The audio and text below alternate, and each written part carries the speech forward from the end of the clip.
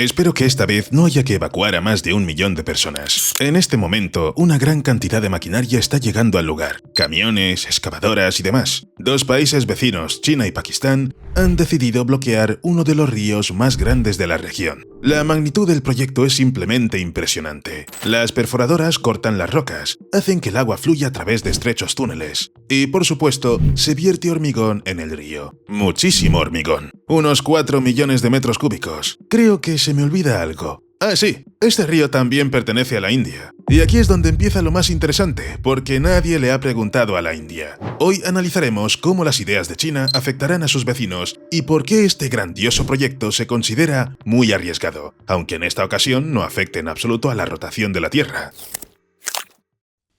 El problema de Pakistán.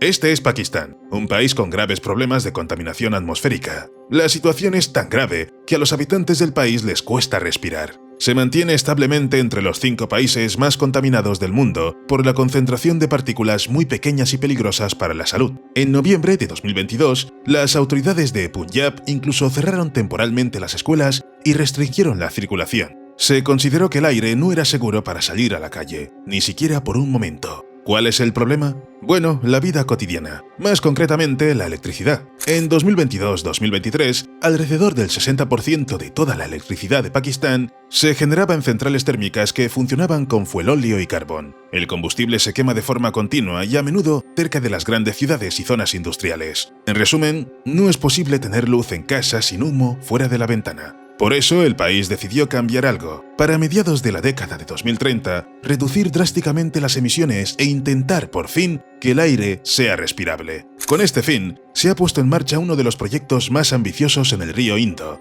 el mismo que Pakistán comparte con la India. Y luego se pone aún más interesante. China, rival histórico y fundamental de la India, está ayudando a Pakistán en este proyecto. Formalmente se trata de energía y clima, pero la geopolítica se percibe literalmente en cada momento. La región ya es inestable de por sí y ahora se suma a ello una megaconstrucción.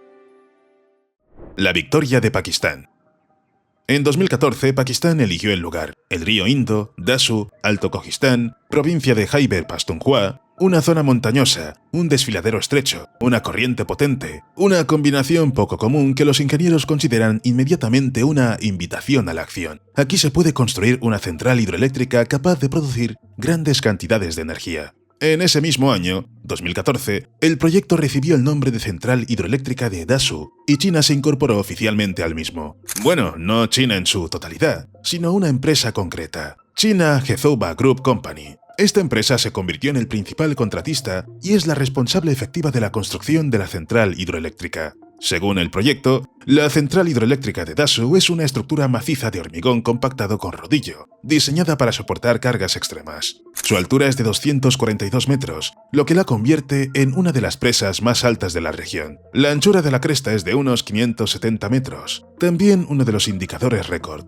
Y Dasu tiene otra característica impresionante. Para el cuerpo de la presa se utilizarán unos 4 millones de metros cúbicos de hormigón compactado con rodillo. Se trata de volúmenes colosales, para los que habrá que construir una planta adecuada en algún lugar cercano. El corazón de la central estará oculto bajo tierra. En la sala de máquinas subterráneas se instalarán 12 turbinas con una potencia de 180 megavatios cada una, lo que constituye la configuración de la base 1. En total, la primera fase proporcionará 2160 megavatios. A continuación, se llevará a cabo la fase 2 y, posteriormente, el proyecto alcanzará su plena potencia, con una generación de 4320 megavatios. La presa cruzará el Indo y el agua comenzará a acumularse, formando un embalse de gran tamaño. El volumen total será de unos 10.000 millones de metros cúbicos, de los cuales aproximadamente 7.900 millones serán de volumen útil, es decir, el que se utilizará para la generación de electricidad y la regulación del caudal. La superficie del embalse será de unos 115 kilómetros cuadrados. Este volumen permite suavizar las crecidas estacionales, mantener un flujo estable de agua para las turbinas y obtener energía eléctrica incluso en periodos de sequía. Al mismo tiempo, el embalse se convierte en una herramienta de gestión del río, ya que reduce el riesgo de inundaciones y crea una reserva estratégica de agua para toda la región. Hasta ahora, todo suena muy bien. ¿Qué está pasando con este proyecto ahora mismo? No sobre el papel ni en las presentaciones, sino allí en las montañas. Pues bien, cientos de especialistas y maquinaria pesada trabajan las 24 horas del día en la obra. Se cortan las laderas, se extrae la tierra, se prepara la base para la presa principal y al mismo tiempo se profundiza para construir una sala de máquinas subterránea y un sistema de túneles de derivación para el río Indo. Ya se ha superado el momento clave de la ingeniería. El río se ha desviado temporalmente los túneles para que su caudal no interfiera en la construcción. Paralelamente se están reforzando las orillas, estabilizando los cimientos y montando la infraestructura de seguridad. Incluso la carretera del Karakorum, que atraviesa la zona del proyecto, ha tenido que ser reconstruida. Prometen que este tramo estará completamente terminado en 2026. A continuación comienza la fase más difícil. En el segundo trimestre de 2026 está previsto comenzar a colocar el hormigón de la presa principal. Al mismo tiempo se terminarán los túneles, la sala de máquinas y otros elementos clave de los que depende la estabilidad de toda la estructura. Esta es una etapa en la que no se pueden cometer errores. La presión del agua, la sismicidad de la montaña y el peso de la estructura convergen en un solo punto. Después el proyecto pasará a la fase de activación, integración de los sistemas hidrotécnicos, preparación para la puesta en marcha de las turbinas y conexión de la central a la red eléctrica. Si se cumple el calendario, se prevé que la fase 1 concluya y comience la producción de electricidad aproximadamente en 2027. El costo del proyecto ha aumentado considerablemente durante este tiempo. Inicialmente, el proyecto se estimó en unos 4.800 millones de dólares, pero para 2025 el presupuesto se ha inflado hasta 6.200 millones. Ahora,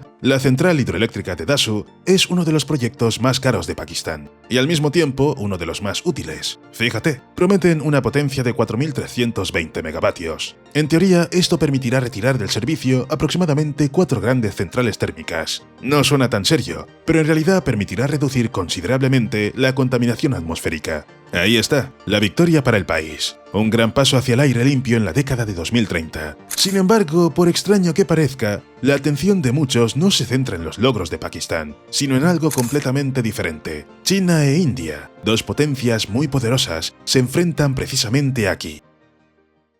Choque de intereses.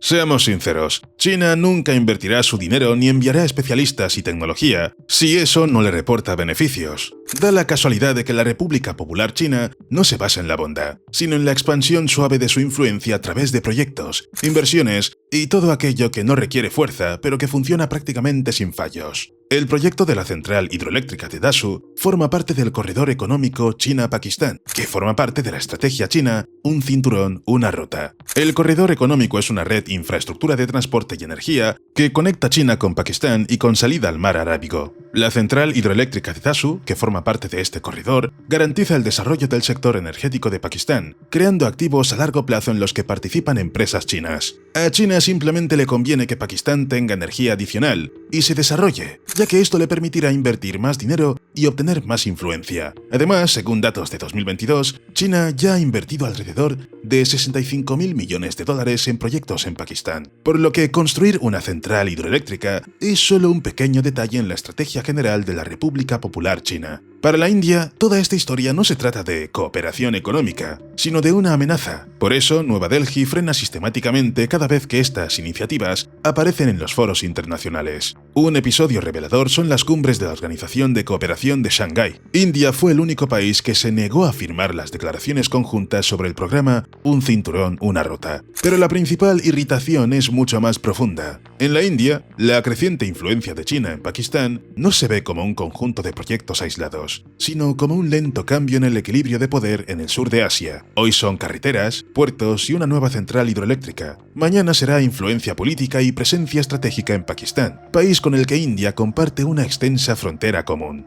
Se puede decir que la opinión en la India es la siguiente. China, a través de proyectos como la central hidroeléctrica de Dasu, simplemente rodea al país. En general, para la India se trata de otro proyecto que causa un gran malestar. Bueno, pero se puede decir con certeza que la India no sufrirá daños directos por la presa. El país obtiene agua de los afluentes del Indo, que se encuentran por encima de la presa en construcción, y parece que todo sale bien. Pero no en otras partes de Asia. Solo hay que ver lo que se dispone a hacer Laos. El asesinato de 3 países. Entonces, ¿qué pasa? Laos decidió llevar a cabo una pequeña revolución en 2020. Comenzó la construcción de la central hidroeléctrica de Luang Prabang. Desde el punto de vista de la ingeniería, todo parece sólido. Se trata de una presa de gravedad de hormigón compactado de unos 53 metros de altura sobre los cimientos y aproximadamente 281 metros de longitud. La anchura de la cresta es de unos 12 metros. Una vez finalizada la construcción en 2027, la central debería producir 1.460 megavatios. Para Laos, eso es mucho. Para el país, esta central hidroeléctrica supone una fuente de energía eléctrica muy importante para su desarrollo. Puestos de trabajo, inversiones, un embalse que permita retener el agua en los momentos necesarios y desarrollar el riego. En resumen, no es casualidad que lo llamemos revolución. Y toda revolución tiene efectos secundarios. La presa se está construyendo en el Mekong, un río que no pertenece a un solo país. Río abajo se encuentran Tailandia, Camboya y Vietnam, y para ellos, esta construcción tiene un aspecto completamente diferente. El Mekong es una de las arterias fluviales clave del sudeste asiático. De él dependen decenas de millones de personas. Para muchas regiones no es solo un río, sino la única fuente de agua para la agricultura. Miles de hectáreas de arroz, trigo y otros cultivos existen solo porque el Mekong cumple cada año con su función. Además, el río produce cada año entre 1,3 y 2,7 millones de toneladas de pescado. En términos monetarios, esto supone entre 11.000 y 12.900 millones al año para la economía regional. Y para decenas de millones de personas, no se trata solo de dinero, sino de una fuente básica de proteínas. Si eliminas el pescado, la conversación deja de ser ecológica y se convierte en humanitaria. Si lo resumimos en una sola frase, el Mekong es la seguridad alimentaria de los países situados río abajo, y es precisamente tu nueva presa la que puede ponerla en peligro. Las estimaciones más alarmantes sobre las consecuencias de la construcción de la presa en Laos se refieren a la migración de los peces. Según los cálculos, alrededor del 35% de las rutas migratorias se verán afectadas. Esto significa el riesgo de perder una gran cantidad de capturas. Para 2030, las pérdidas directas podrían ascender a entre 550.000 y 880.000 toneladas anuales. La magnitud es similar al consumo anual de pescado de los grandes países africanos. En términos monetarios, se trata de cientos de millones de dólares, y en realidad, redes vacías y alimentos más caros. El cambio en el régimen de caudal y la disminución de las precipitaciones reducen el transporte de sedimentos nutritivos. Los suelos a lo largo del río se empobrecen y el delta se vuelve vulnerable a la erosión y a la intrusión de agua marina. En Vietnam ya se nota. El delta del Mekong está perdiendo tierra debido a la combinación del aumento del nivel del mar y la disminución de las precipitaciones. Se estima que para 2100, algunas partes del delta podrían quedar por debajo del nivel del mar si la reposición natural de sedimentos es insuficiente, y eso sin tener en cuenta la nueva presa. Por último, la propia lógica del río está cambiando. Antes, el Mekong seguía un ritmo estacional estable, crecidas, inundaciones de las llanuras aluviales y descensos predecibles del nivel del agua. Con la aparición de la presa, este ciclo se rompe. El caudal se vuelve menos estable, los niveles de agua pueden cambiar drásticamente y para los agricultores río abajo, esto significa una cosa: planificar el riego se vuelve cada vez más difícil y el suministro de agua deja de ser fiable. ¿Una catástrofe? Sí, y eso a pesar de que Laos, junto con los países mencionados, lleva mucho tiempo sufriendo las consecuencias de que China haya construido sus presas en la cuenca alta del Mekong. Es decir, la situación simplemente empeorará con respecto a la actual. Cuando surgieron los primeros planes para construir una nueva presa en Laos, intervino la Comisión del Río Mekong, una organización creada precisamente para resolver cuestiones relacionadas con el uso de la principal vía fluvial del sudeste asiático. La Comisión del Río Mekong inició un proceso en el que todos los países situados río abajo debían responder a los planes de construcción de la nueva presa. Y así lo hicieron. Todos los países dijeron que era necesario estudiar más a fondo las consecuencias de la construcción. ¿Qué respondió la comisión? Bueno, publicó un informe técnico en el que reconocía que la presa de Luang Prabang podría alterar el régimen hidrológico del Mekong y afectar a las condiciones naturales y socioeconómicas de los países situados río abajo. De hecho, esto no aporta nada a los países situados río abajo.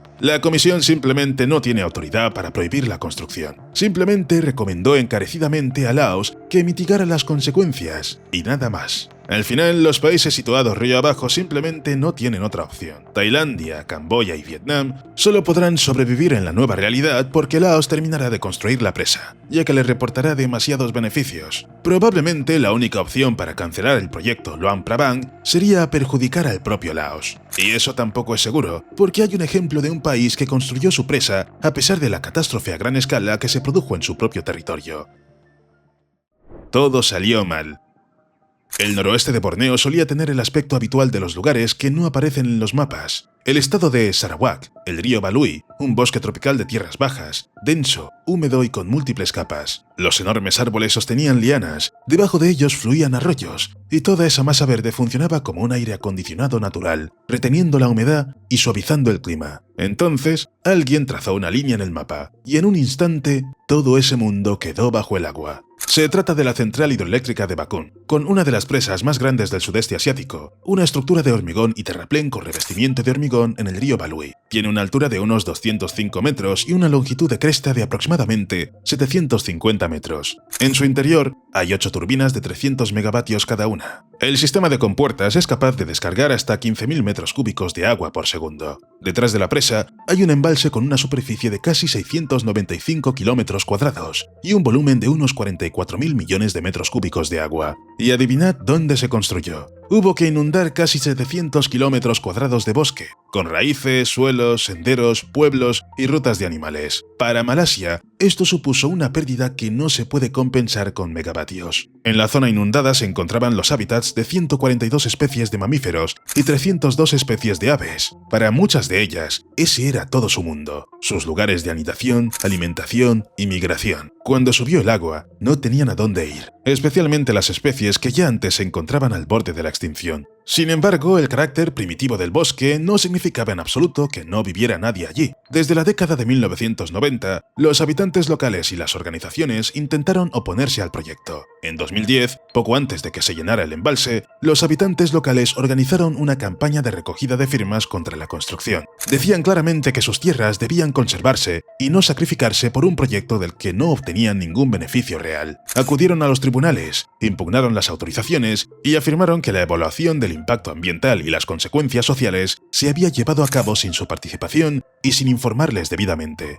No sirvió de nada. Se construyó la presa, se inundó el territorio. Como resultado, más de 9.000 a 10.000 habitantes indígenas que vivían a lo largo del río Balui en sus tradicionales casas largas quedaron bajo el agua. Los reubicaron en un nuevo lugar, a unos 30 kilómetros de sus antiguas tierras. Sí, no los dejaron sin hogar, pero los separaron de su vida habitual. La reubicación vino acompañada de quejas sobre casi todo: la pérdida de los derechos sobre la tierra, las indemnizaciones prometidas que o bien no se pagaron, o bien resultaron ser mucho menores de lo anunciado. Las parcelas que se les proporcionaron eran más pequeñas y de peor calidad. Las viviendas y las infraestructuras eran de baja calidad. Lo que se presentó como un nuevo comienzo se convirtió para muchos en una sensación permanente de pérdida. La vida en los nuevos asentamientos resultó estar lejos de las promesas: acceso insuficiente a la sanidad, al agua potable, a la educación, problemas de seguridad alimentaria. Las personas que antes vivían de los bosques y los ríos y eran en gran medida autosuficientes, se vieron privadas de sus fuentes habituales de alimentos e ingresos. Muchas se han visto obligadas a buscar trabajo fuera de sus comunidades, en plantaciones o en ciudades. Esto ha aumentado la dependencia, la desigualdad y la tensión social. E incluso desde el punto de vista económico, la historia de la central hidroeléctrica de Bakun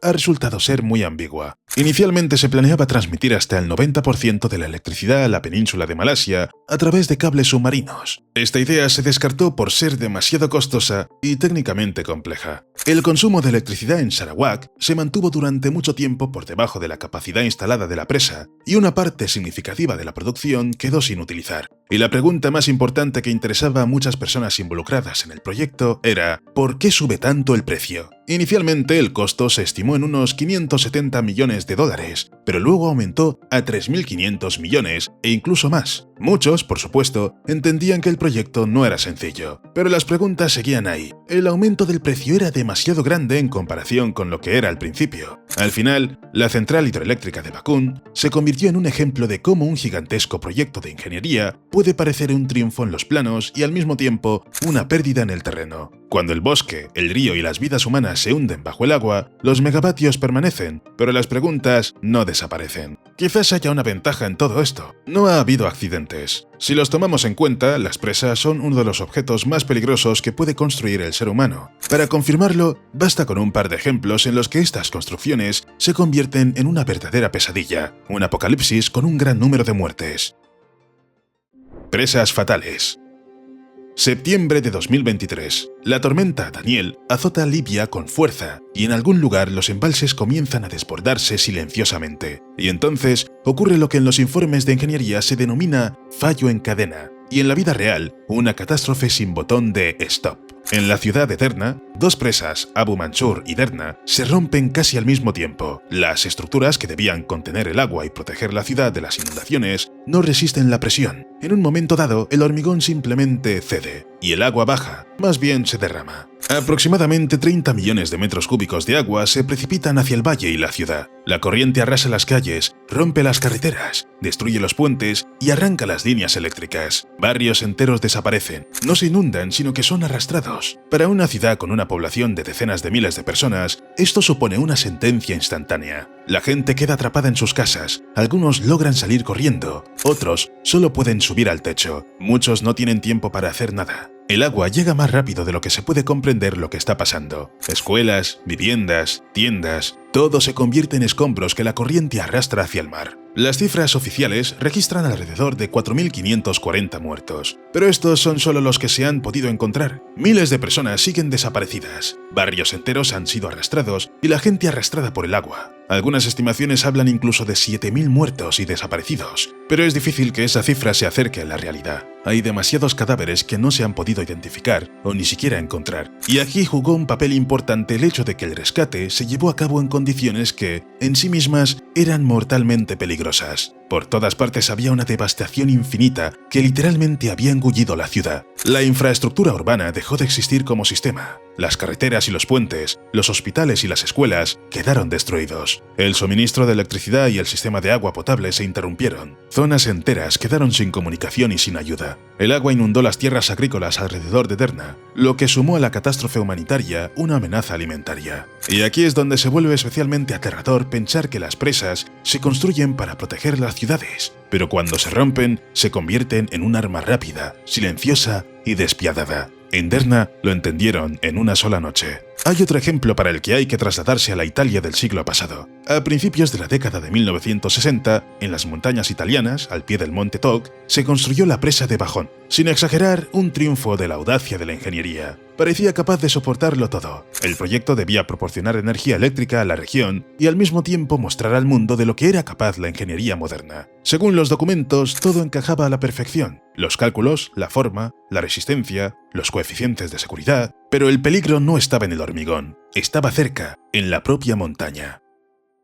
Las laderas del monte Toc estaban formadas por rocas estratificadas que durante siglos se habían deslizado lentamente hacia abajo. Los geólogos lo habían visto. Incluso antes de llenar el embalse, se registraron movimientos del suelo. Cuando el nivel del agua comenzó a subir, la montaña pareció despertar y empezó a respirar lentamente, deslizándose centímetro a centímetro hacia el embalse. Lo sabían. Se escribió sobre ello en informes, pero no consideraron que el movimiento fuera tan peligroso. Se pensó que se podía jugar con el nivel del agua, subirlo o bajarlo, y así calmar la pendiente. Continuaron con el proyecto. Sin embargo, con un pequeño cambio. Se construyó un túnel de derivación que conectaba las partes superior e inferior del embalse en caso de que se separaran debido a un deslizamiento de tierra. En teoría, la solución debería ayudar, pero en la tarde del 9 de octubre de 1963, la ilusión de control llegó a su fin. Un enorme fragmento del monte Toc, de unos 270 millones de metros cúbicos de roca, se desprendió y en cuestión de segundos se derrumbó en el embalse. La masa de roca y tierra desplazó el agua como si hubieran golpeado la cuenca con un martillo gigante. Se formó una ola de más de 200 metros de altura. No rompió la presa, simplemente la sobrepasó. El hormigón resistió, pero el agua se precipitó hacia el valle.